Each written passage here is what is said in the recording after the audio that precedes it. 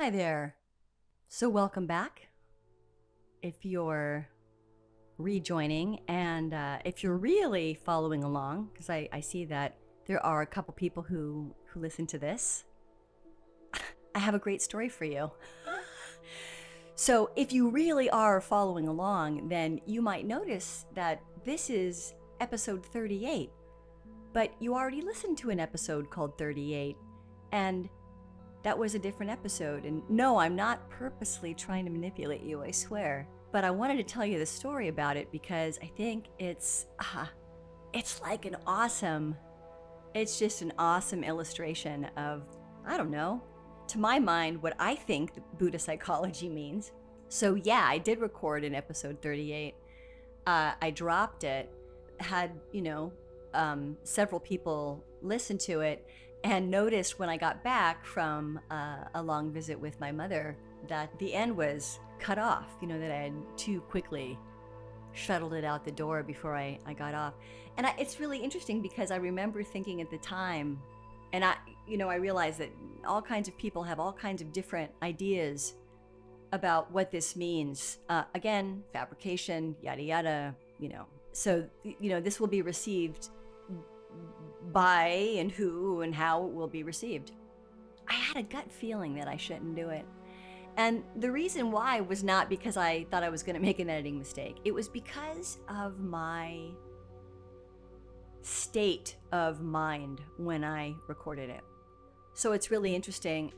I've been kind of battling with resistance. I talk about it in the podcast, my own resistance to change, but also really kind of working with a very antagonistic relationship with Buddhism and what it looks like today where I live. And I had been engaging in activities for a while, I would say. I don't know, maybe 3 weeks, 4 weeks, maybe even more. Reinforcing both. There's the word duality, right? Dualistic. There's either this or there's this. There's this or this. There's this or this. Really struggling with my own sort of relationship to my own discernment. Not trusting my discernment. Getting really angry, not knowing where the anger is coming from. Anyway, so I approached that now deleted episode 38. And I'm so glad that I noticed it was clipped at the end because, yeah, I could feel the heat, and it was more heat than I wanted to bring. It wasn't the kind of right speech. It wasn't right speech. And again, this is so dicey, and I promise we're going to get into it. And as a warning, if you already listened to quote unquote episode 38, then I don't know, you could listen to this again if you want to. It's the same material, but obviously a very different commentary because none of this is scripted. Yeah, I was aggressive. I was aggressive in it. By the end of the episode, which will also happen today, maybe even we'll get further along. I don't know, probably not, knowing me. I was aggressive, and I was talking about the element of fire, and I was doing some performance there. But, I also had a lot of anger stirred up in me. So, again, I've mentioned before that I don't really know a whole lot other than what's on a very surface level about Siddhartha Gautama's time. I know that he grew up in India. I know that his family, he was of the warrior class, which to Western terms would, be a high class, but not like he doesn't have a white boat. Maybe he did, I don't know. See, that's what I'm saying. I don't know enough about it. And I'm looking forward to when I get done with this book in a million years, but that's okay, because we're all gonna be living forever soon, whether you like it or not. I know that he grew up in the system of yoga, and the system of yoga I don't know anything about.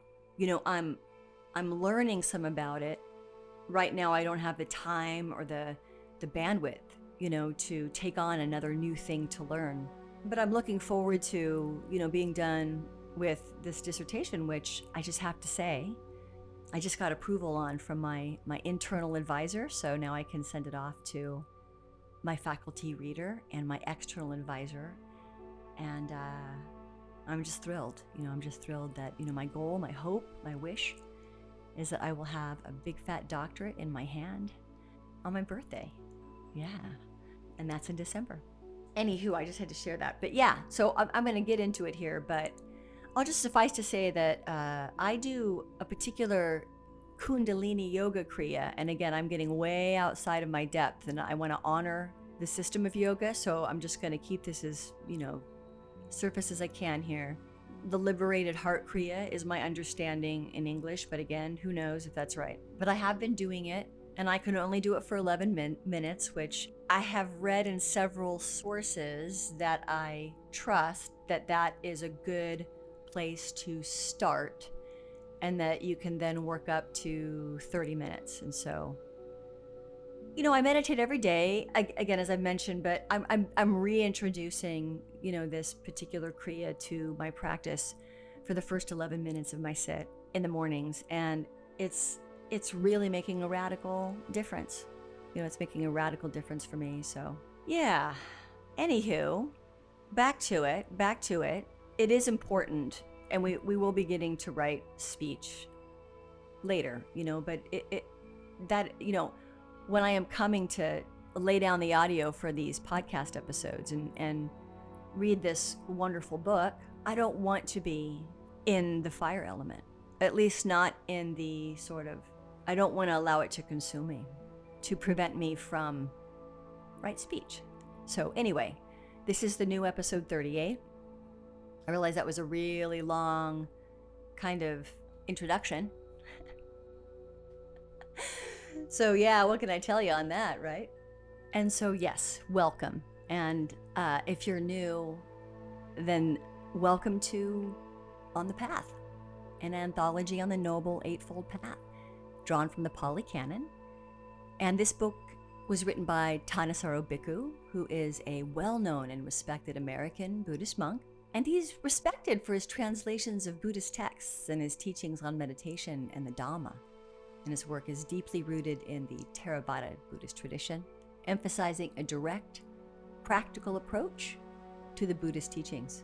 And I appreciate that Ṭhānissaro Bhikkhu has put this book in the Creative Commons with a license that permits me to do this, so long as I'm not making any money at it, which I am not, and I never will. All right, so yeah, yay, I get to read this section again.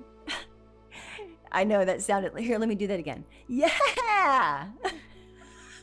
I get to read this section again, and I am feeling much more grounded, much more centered. I know those words are kind of meaningless, right? What do I mean by that? My nervous system feels calm. I just feel kind of easy, my mind is kind of easy. It's not real active. So that's the state of mind that I like to be in. So yes, we are. If you're following along in the free PDF, which you can access by looking at the description on each video, and you'll see a link to the PDF of this book that you can download, which I like to do because I actually like to annotate and do all those geeky things. That's right. Being a geek is cool. Yay! And I left off, or I should say we'll be starting off today with Sutta 109. There is the case where one enjoys, welcomes, and remains fastened. And what does one enjoy and welcome? To what does one remain fastened? One enjoys, welcomes, and remains fastened to form. And what does one enjoy and welcome? To what does one remain fastened? One enjoys, welcomes, and remains fastened to form. As one enjoys, welcomes, and remains fastened to form, there arises delight. Any delight in form is clinging. And then here, Bhikkhu has in brackets, similarly with feeling, perception, fabrications, and consciousness. And again, he notes This is from Sutta 22:5, and he notes in parentheses, emphasis added. So again, this is an English translation of suttas from the Pāli Canon, but he's taking a couple of opportunities here to reiterate that there's an emphasis. So why not hit it again? Any delight in form is clinging. So this is a really powerful sutta, and there can be a lot of misunderstanding here. So we hear something like this, and I really get it. This is really, truly the antithesis of many other approaches to life. So any clinging at all to this body, or I should say, any enjoyment, excitement, thrill, happiness, glee, whatever word you want to use, and you're in it, you're loving it. It feels good. You want more of it, right? You're fastened. I want to feel good. I need to feel good. This body, I need to keep this body, or our perception. I was watching this really interesting video. I can't remember exactly where I saw it, but I'll go look it up, and I'll be sure to drop it in the Discord server as well as, in the other places. The description of this video, for example. But this gentleman was talking about the history of utopia, Shangri-La, but this idea that humans seem to need to believe in utopia. To my mind, utopia is the epitome of kind of what I see in the tech world, as someone who's getting, my education in media technology, and I'm working in a field that I find absolutely fascinating and terrifying all at the same time. The XR industry and artificial intelligence, how neuroscience is kind of leveraging, technology. I mean, humans have always had technology, and we seem to have this idea that technology is going to help us reach utopia. Heaven, maybe? So that's clinging. In Buddhism, that's a recipe for suffering. Now I realize that not everybody's going to like this view, and I get it, I get it. But that is the Buddhist view, So what does that look like in my practice? Well, I kind of started this episode with a very long story, maybe even longer than you liked, about how I made a simple editing error on my last episode, and so I deleted it, and why I was glad that I did, and I talked to you about what I was, grappling with. And I also talked about how I am bringing in a Kundalini yoga kriya that, from my understanding in English, means liberated heart kriya. I am manufacturing a feeling, right, when I'm doing this kriya. And again, you can look in the comments in the Discord if you're in my community for more information about this. So where is the discernment, right? What I'm describing here is a very subtle way of looking at this sutta, Again, we have we have mundane, right, view, and we have transcendent, right, view. So anyway, as you know, if you follow along, I have a tendency to go off the rails, but this is what we work with, and working with unskillful views, working with unskillful perceptions. I'll stick to language that feels better when I hear it, when it falls on my ears. But anyway, we're gonna head on over to the next sutta. Sutta 110, and this looks like it is going to be a discussion here between Visakha and Sister Dhammadina. And again, talked about Sister Dhammadina earlier, and I'll drop more information about her as well. She's pretty badass, Sister Dhammadina, and thanks to somebody in a position to do it, who went to bat for her, helped even the quote-unquote Buddha, right, soften up a little bit about his perceptions, his fabricated perceptions about women and what they are and are not capable of and what they should and should not be doing. So good on you, Buddha, for growing. You were just a man. You weren't no god. Thank goodness. Anywho, here we go. Sutta 110. Visakha. Is it the case, lady, that clinging is the same thing as the 5 clinging aggregates, or is it something separate? And then Sister Dhammadina replies, Friend Visakha, neither is clinging the same thing as the 5 clinging aggregates, nor is it something separate. Whatever desire and passion there is with regard to the 5 clinging aggregates, that is the clinging there. Visakha, what desire and passion there is with regard to the 5 clinging aggregates, that is the clinging there. Visakha. But lady, how does self-identity come about? Sister Dhammadina. There is the case, friend Visakha, where an uninstructed, run-of-the-mill person who has no regard for noble ones, is not well-versed or disciplined in their Dhamma, who has no regard for men of integrity, is not well-versed or disciplined in their Dhamma, assumes form to be the self, or the self as possessing form, or form as in the self, or the self as in form. He assumes feeling to be the self. He assumes perception to be the self. He assumes fabrications to be the self.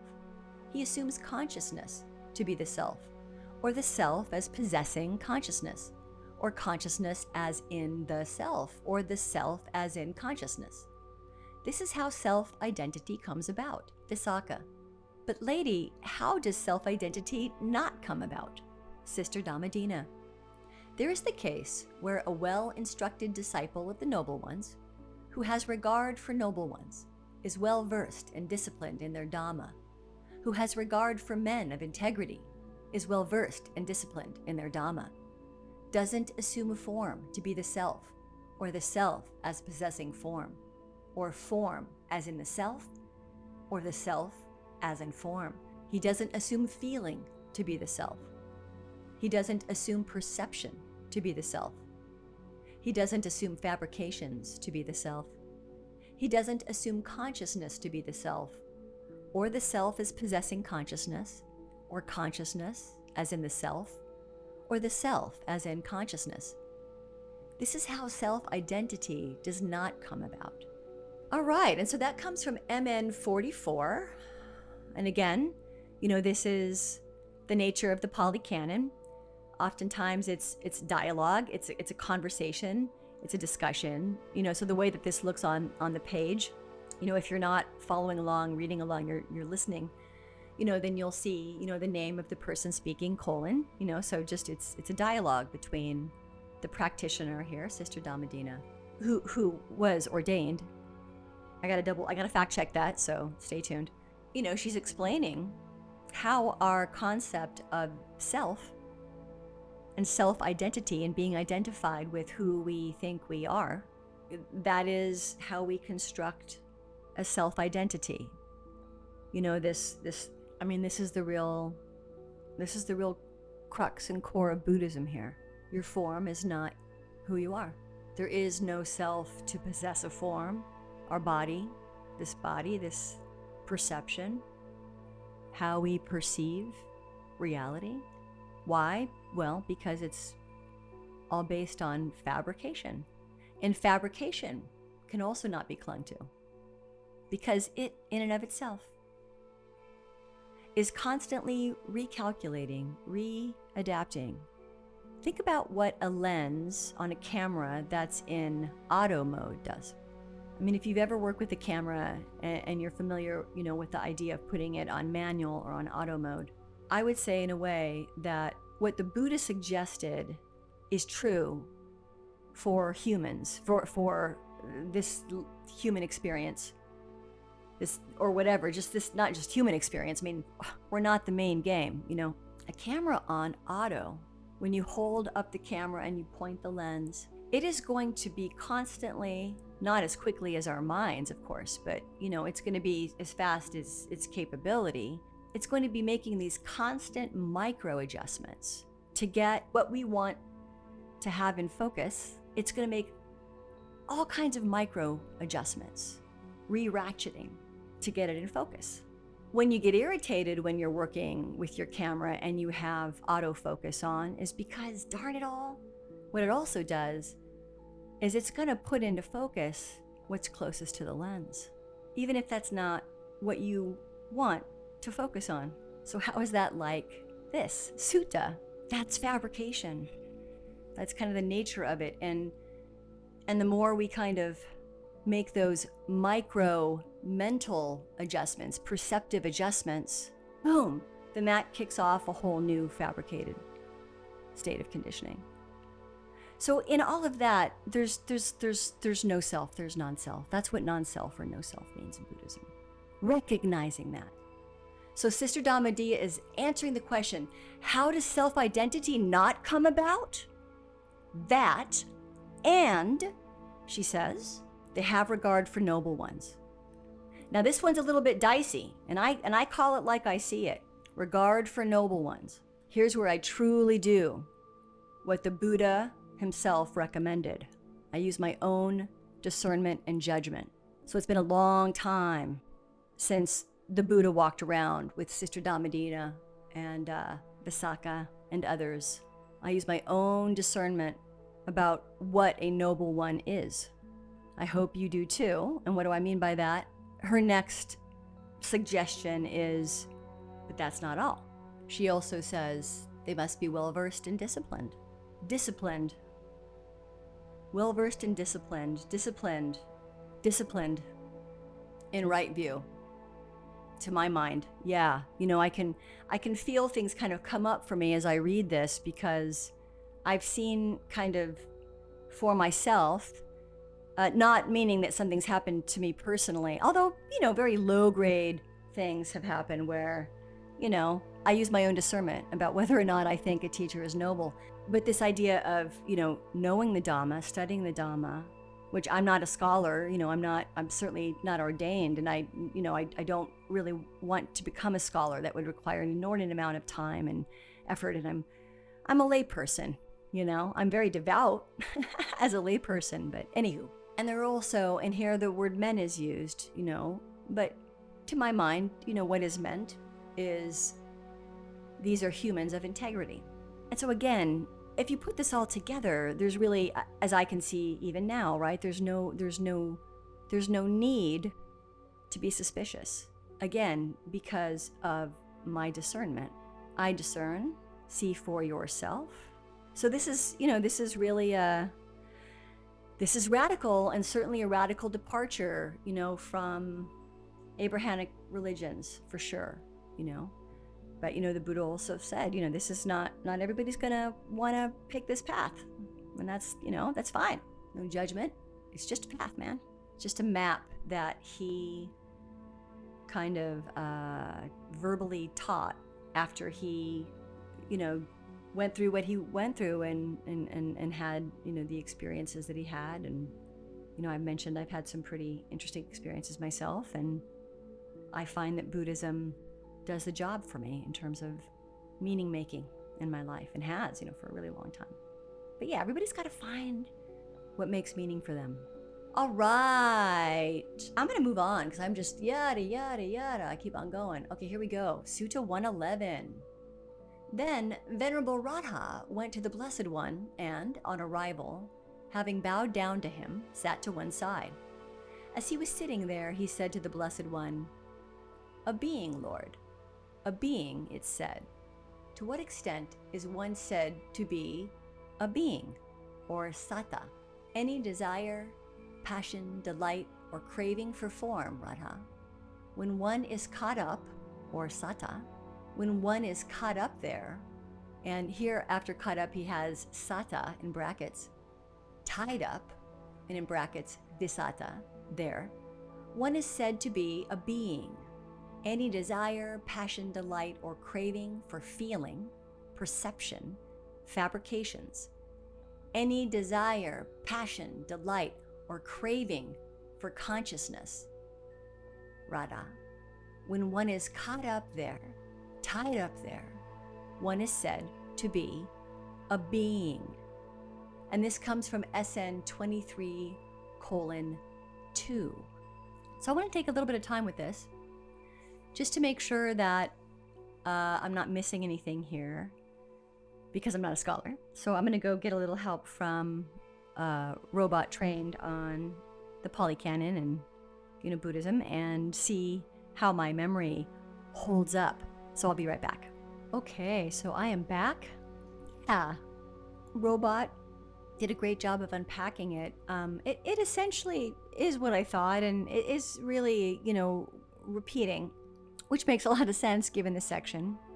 This idea of what a self, how we humans perceive ourselves, the self, to be, right? The conversation, what is it? What is a being? What does it mean to be a being, to have a self? And he's simply repeating what's already been discussed here.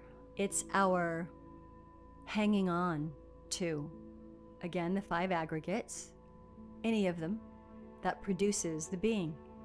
Again, the self, the non-self, right? It's just phenomena arising. And although we haven't really talked about much, but we will, the notion of dependent origination, which is a Buddhist, maybe it's also, again, I don't know enough about Hinduism, but this idea of dependent origination is how the being is created, but it is also what produces suffering. So what is the mechanism by which a being, right, in answer to the question, a being is created in the mind of a human? So we have contact, form, right, physical contact with the world, sight, sound, all the body contact, feeling, the feelings that arise in relationship to that contact, clinging to those previous phenomena, wanting them to be a certain way, needing to keep them, fighting, clinging, holding on, right? And in the clinging, through that clinging, we become a being. We become a self, our self, myself, me, mine, I. And so this idea of identification, it hides in the 5 aggregates. Form, or the body, again, sense media. If you're scrolling all the time on your phone, or you're constantly taking in media, form, it's part of it. 5 aggregates. Feeling, vedana. So in Buddhism, there's kind of 3 feeling states that are described. Pleasant. I like this, I want more of this is exactly what I want, this is great, this can be very surface, oh wow, I think I'm a little bit hungry, I think I'll go get a snack. Then have the snack, right? Pleasant. It could also, be quite complex, and quite difficult to access.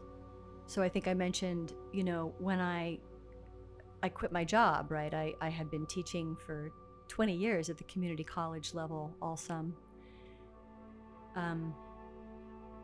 And at about 15 years at the institution that I resigned from. And it took quite a while for me to grieve. So why was I grieving? Why was I grieving? And I went, if you're familiar with the stages of grief, yeah, I went through all of those. Why though? Why was I grieving?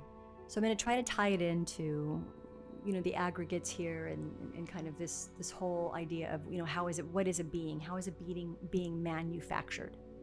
How do we manufacture our beingness? So I had become deeply identified with being a teacher. Rupa, form, my body, and the co-regulation that happens constantly when you're teaching. I was in front of, classes of anywhere between, 10 to 40, sometimes hours on end, talking, but also a lot of, we did a lot of hands-on work because of what I taught. And I loved it. I loved it so much. I loved it so much. And if we were to take it even deeper, it fed something in me. As I mentioned before, I am not a mother, and that was a choice. Part of it was my Buddhist practice. Again, you can have children if you're Buddhist, okay? So this is not to say that's not like you can't have kids if you're not at all, not at all. Renunciation, that's just something that and it was based on other things. I talk about this in other episodes, okay? But so it was feeding within my form, that co-regulation, right, was kind of feeding this deep maternal instinct in me. And I think so much so that I forgot all of the healthy things I learned about boundary setting and all the years of work I had done. And so you can kind of see how deep this goes, right? I'm trying to kind of give you an idea of how deep this can run. I created a being called Sarah, a community college professor. This is what I do. This is who I am. I'm a college professor. This is what we do when we meet new people, right? What do you do? As if what we do is what creates our beingness.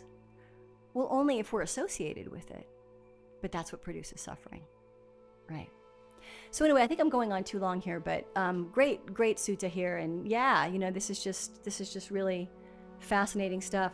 So I'm going to move on to the next couple, or at least the next one. The next few are shorter, you might be happy to know.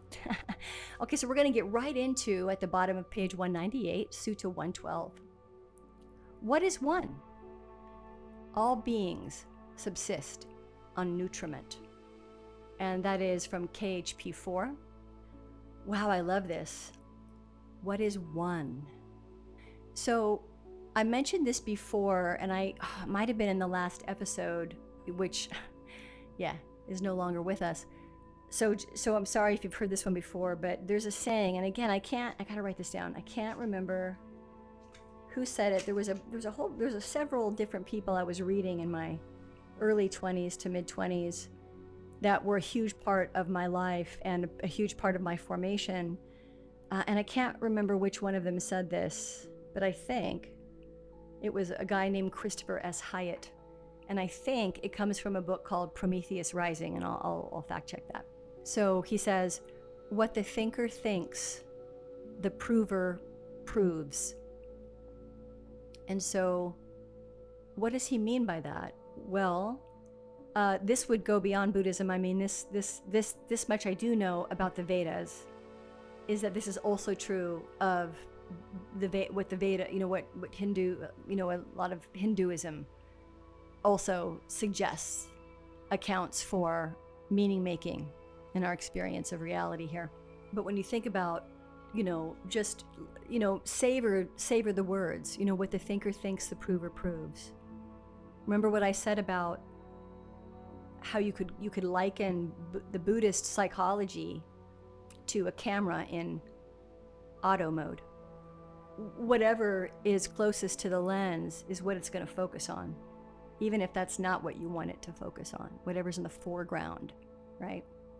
Well, our thoughts can also be in the foreground. That's the all beings subsist on nutriment. So what is the nutriment? Everything. Everything you think, everything you say, everything you consume, everything you do. You are the camera lens that is constantly making micro adjustments to focus on what? To focus on what you wittingly and knowingly, or perhaps subconsciously, or even unconsciously, right? Perhaps it's an old pattern, maybe not aware of operating. Maybe it's the thing doing the focus ratcheting. It's a really radical idea here, a really radical way to look at reality, right? And beings, one's relationship to it. Sutta 113. If one stays obsessed with form, that's what one is measured / limited by. Whatever one is measured by, that's how one is classified. If one stays obsessed with feeling, ellipses. If one stays obsessed with perception, ellipses. if one stays obsessed with fabrications, ellipses. If one stays obsessed with consciousness, that's what one is measured / limited by. Whatever one is measured by, that's how one is classified. And that comes from SN 22:36. And so again, this is continuing the suggestion, right? The argument. It's putting even a finer point on it here, right? So the ellipses, right? So what is the author doing here?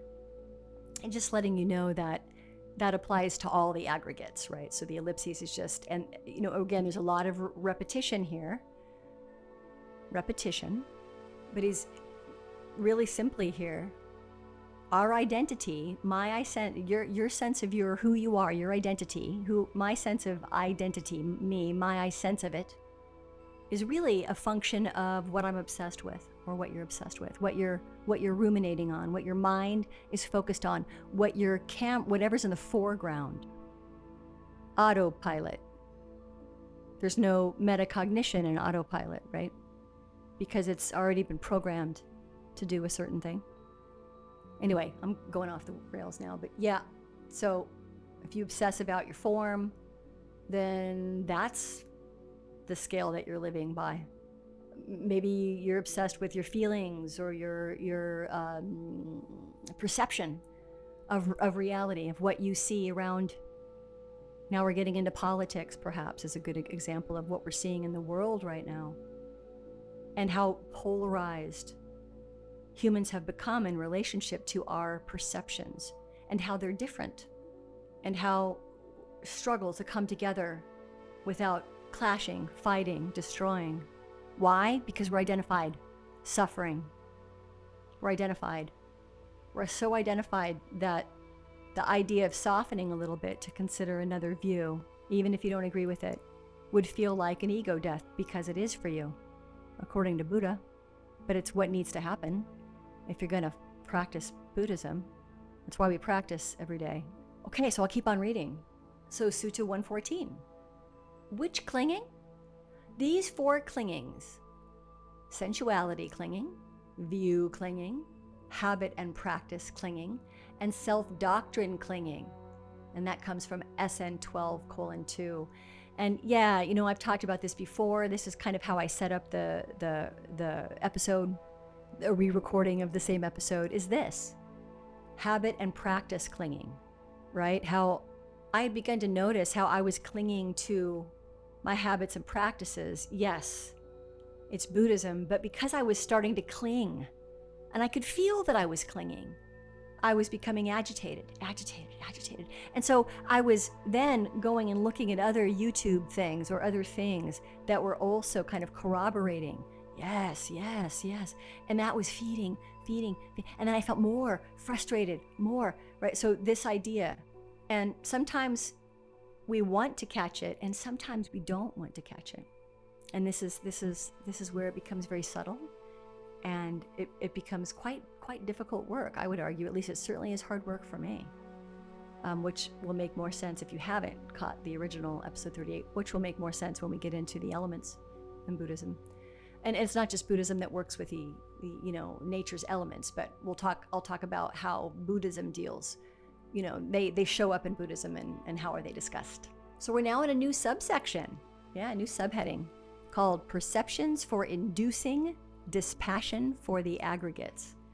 Wow. So, well, kind of already talked about this, some of the things that I do, but this will be great to get into this and see what, this is where I learned it from, the things that I do, right from here. So let's get into this. Sutta 114.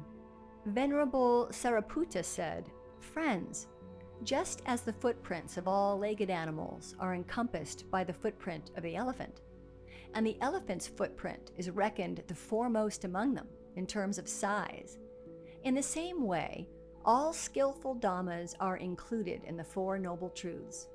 In which 4? In the noble truth of stress, in the noble truth of the origination of stress, in the noble truth of the cessation of stress, and in the noble truth of the path of practice leading to the cessation of stress. And what is the noble truth of stress? Birth is stressful. Aging is stressful. Death is stressful. Sorrow, lamentation, pain, distress, and despair are stressful. Association with the unbeloved is stressful. Separation from the loved is stressful. Not getting what is wanted is stressful. In short, the 5 clinging aggregates are stressful. And which are the 5 clinging aggregates? The form clinging aggregate, the feeling clinging aggregate, the perception of clinging aggregate, the fabrication clinging aggregate, and the consciousness clinging aggregate. And what is the form clinging aggregate? The 4 great existence and the form derived from them. And what are the 4 great existence? The earth property, the liquid property, the fire property, and the wind property. All right, so here we go. As mentioned, now getting into the elemental properties vis-a-vis right view in Buddhism, beginning with the earth property, which, I mentioned I'm a certified embodiment coach, but I'm new at it and really enjoying it.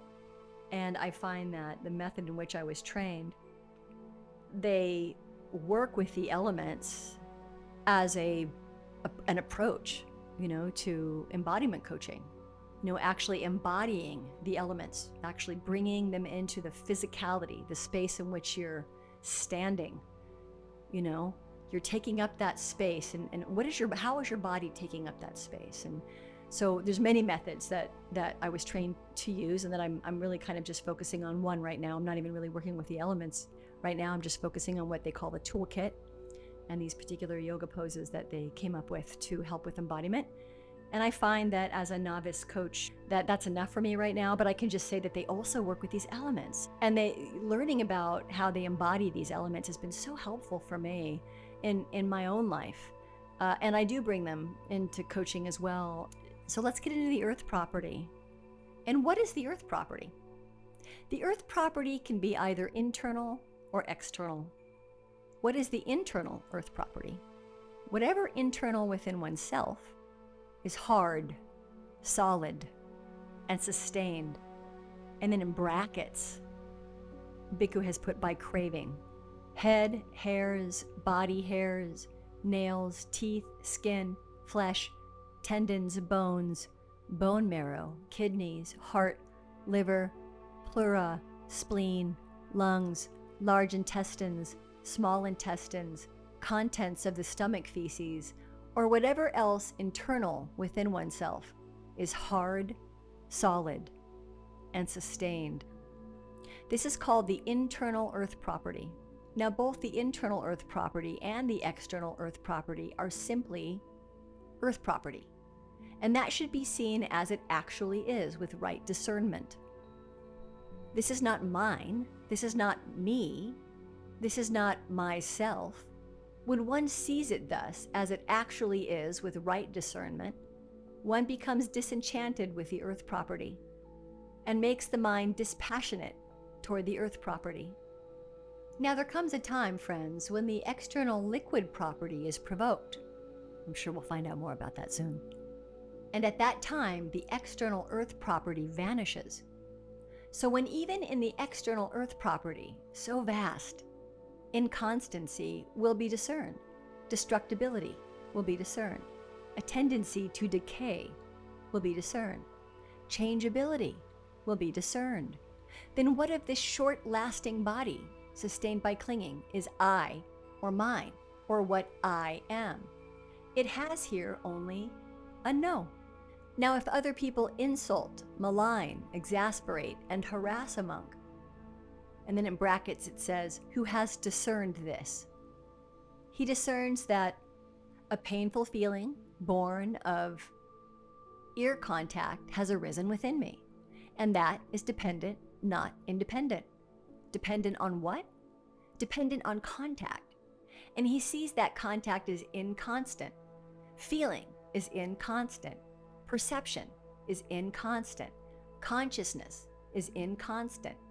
His mind, with the earth property as its object / support, leaps up, grows confident, steadfast, and released. And then there's an ellipses here, right? So I'm going to go ahead and just once again work with Robot a little bit to make sure that I absolutely get this correct. And that once again, it aligns with the sources that, I'm using here that I talked about in previous episodes. And then I'll be right back and I'll tell you what I find out. Okay, so I'm back and did a little robot assist here. And again, got some great information. And this is what we're working with, to put a finer point on it. First of all, the first thing I learned is that all of this comes from MN 62. So these were all excerpts that Ṭhānissaro Bhikkhu pulled to kind of kick us off with this idea of sort of transcending or cultivating dispassion for the aggregates. And so I'm going to do my best with this. Maharahulovada Sutta. So sorry. Sorry about that. And apparently, Robot says that in this sutta, Buddha is training Rahula, his son. Think about the 4 great elements. Yeah, fire, earth, water, air. And apparently, in Pali, the 4 great elements are Mahabhuta, as a way of loosening clinging, right? Kind of letting go of the clinging. So here's what Robot is suggesting.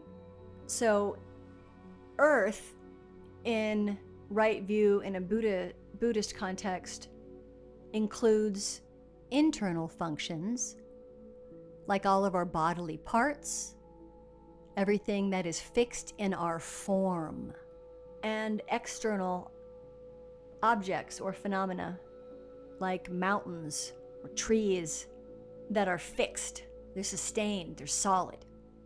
And he's saying, he's warning us sort of to not get hung up on the difference between internal and external.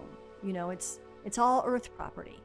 Again, we're not clinging here. I'm this, I'm that. And again, this might be where not 100% disagreeing, with the framework in which I became certified to do embodiment coaching, but just to warn that, when playing with these elements, if you're Buddhist or you're working with someone who's Buddhist, and you're kind of suggesting to them, really focus on your dominant. Again, just be mindful of the clinging. It's just phenomena arising. Again, if you're following this map, this path, it is phenomena. It's just phenomena, and we can recognize it. Oh, that's earth. That's a very fixed, very solid, very kind of unyielding, right? That is the earth property operating in my perception of reality. So there's nothing special going on here about the internal aspect of this. So again, not self, right? We're not special here through the elements. So we already know that the Buddha kind of strips away any kind of social grace when talking about it. He talks about poop. He talks about how our body rots and decays, and he's really not sentimental or romantic about any of this. And that's part of what is happening with the Dharma, this approach, this map, this path to experiencing reality. We cling to it. We cling to all those parts. And yes, they can cause us legitimate physical pain. This is not to minimize, not at all. This is not to minimize that it really is turtles all the way down here. And I think that could be said for any tradition, and it's worth finding out how far down the turtles go, if you really want to have some insights around what these different, wisdom traditions were doing. And then he says, then there's just this idea that even earth, even these earth properties, right? Even these earth properties in our form, even the mountains, even the trees, even the heavy giant boulders that have remained, when the earth was undergoing, incredible change, that is also going to vanish, So then he kind of gets into, the monk that deals with the insults. And again, this just happened to me when I was visiting my mother. It's like this, one of her friends in a social setting in front of other women was really sort of teasing me and kind of bullying me. And, it was around something I was very sensitive about. And really, I just lost my composure. And, also, once again, I talk about this a lot, this idea of discernment and right speech and right view and kind of how these work together, at least how they work in my life. I also felt that right speech there, it was right to address it. It was the way that I addressed it that was not particularly skillful. So I reacted, right? My ear heard an insult. Feelings arose, sensitivities that I have around not having a job right now, and still, that part of me that clings to this idea of, so all of that kind of arose. So what this tells me is that I actually would benefit from a considerable amount of work in developing the earth element within the context of Buddhism, that I would really very much like to have what this monk has here. This ability to remember with ease because of how well trained. And I realize, I'm not gonna meditate every day for 9 hours forever, right? But I can continue to train more. And this is again why I brought in the liberated heart kriya for myself. Some of this stuff is just really runs deep for me and feels very kind of emotionally dangerous. And so, I find ways to help me keep my nervous system regulated when I'm triggered like this, so that I can be more skillful with right speech. Okay, so anyway, yeah, there you go.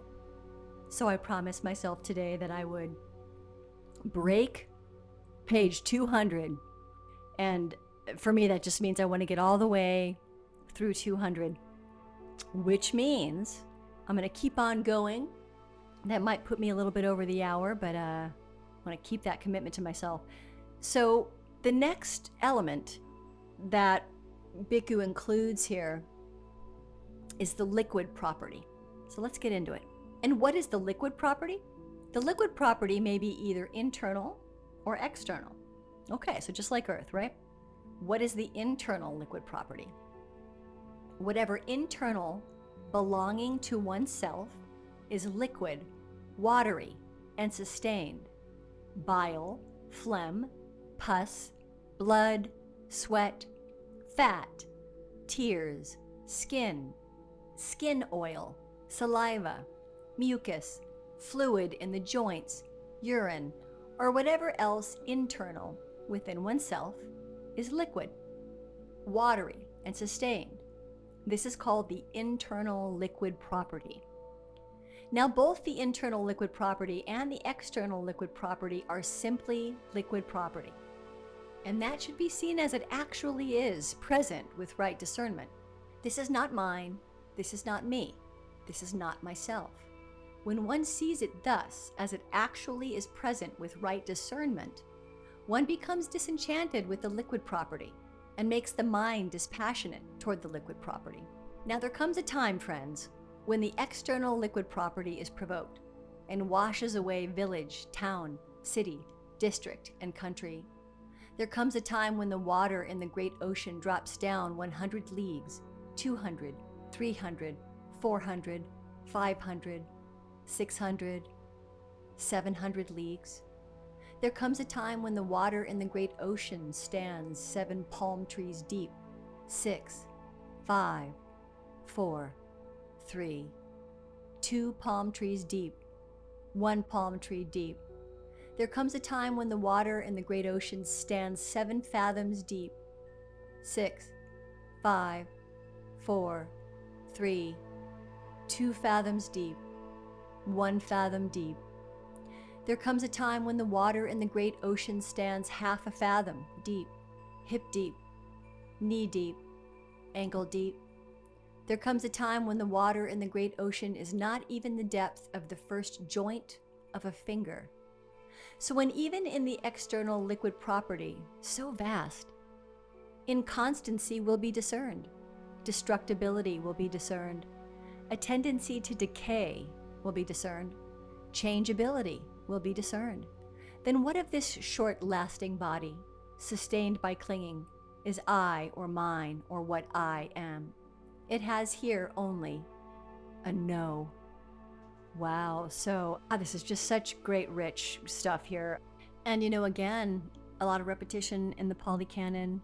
So reiterating again that regardless of whether the liquid element is internal or external, there's nothing special about our internal experience of it. It is phenomena arising. It can arise within our experience, or it can arise in the objective experience called rivers, oceans, etc. And of course, here he used an example of how rivers and oceans can flood or produce tsunamis and create destruction and produce death, demise. And again, I realize this sounds very morbid. It's not something that's typically talked about, but it's actually very central to Buddhism to talk about these. And so you're going to hear a lot of repetition around this. And so here, again, this can become quite subtle, where a lot of our polarization and our othering can come from. My blood, my kin, this is our blood, our shared blood. It's blood. It's a liquid property. It's phenomena arising. But we get attached, and then we build narratives around it, which become a part of our perception and our response to perception. And so, in Buddhism, we meditate on this, There's been plenty of times when I have meditated through, as I've talked about before, just racking tears. I've meditated through just dripping sweat, dripping into my eyes.